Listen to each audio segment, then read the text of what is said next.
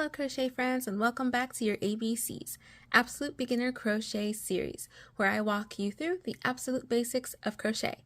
My name is Sammy from Yarn Over Hook, and in this video we are going to learn how to make our first row. In our last few videos we learned how to make our slip knot, how to chain, and how to single crochet. So in this video we are going to put all of that together to start our first row of our project. Let's hop to it.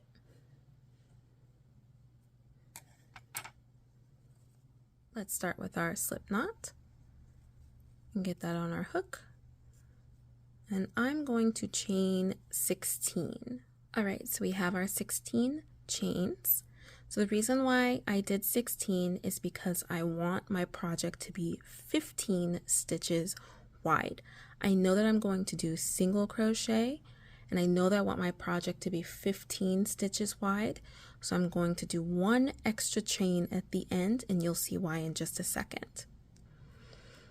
Now typically you can go into the V of your chain and then just start your row. There are some crocheters who like to do that. However, I actually like to turn my chain over and go into the bumps on the back. This allows for a clean bottom to my project. It allows me to easily join pieces together. So this is what I prefer to do, and I'm going to show you how to do that. Now, this chain, the 16th chain, we are going to skip it. It's going to basically create the side of our project, and we need that 1 stitch height to create the side of our single crochet project, if that makes sense. So we're going to skip this bump here, this first bump, and we're going to go into the second bump. We are going to do a single crochet from our previous video right into there. So you'll insert your hook underneath that bump, yarn over, pull through, yarn over, and pull through both loops. That is our first single crochet on our first row of our project. Let's do that again. You're going to insert your hook into the next bump, yarn over, pull through, yarn over, and pull through both of those loops on there. And there you go.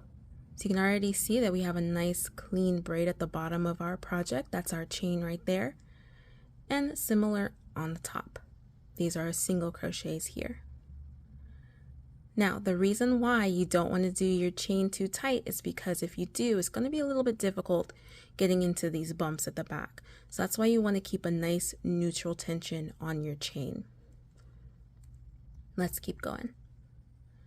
So insert your hook into this bump,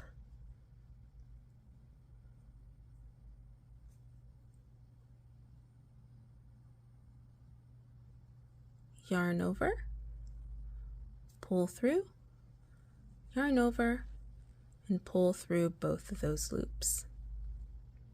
Now I'm going to show you what it looks like on the hook. You're going to insert your hook into that bump. So on the top of your hook you see that you have 2 loops. On the bottom you have your V, that V here from your chain, and then the loop from your feeding yarn.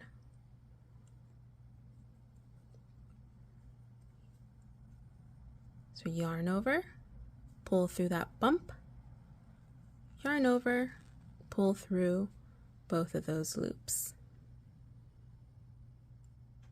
Insert your hook into that bump. So you have 2 loops on the top, and that V, and 1 loop, so you have 3 loops on the bottom. Yarn over, pull through, yarn over, pull through both of those loops there, and there you have it, another single crochet.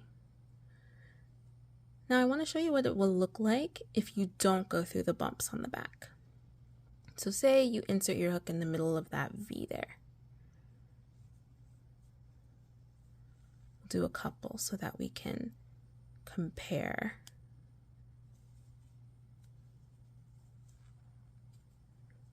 So whereas we went through the bump for these ones, we went through the V for these ones.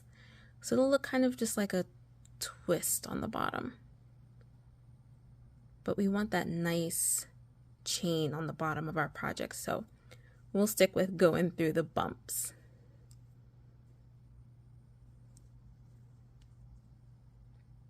Insert your hook, yarn over, pull through, yarn over, pull through both loops on the hook. And then you will just continue that on to the end of your row. In the next video, I will show you how to continue on to that next row. Thank you so much for watching. If you enjoyed this video, please like and subscribe, and we'll catch you in the next one. Bye!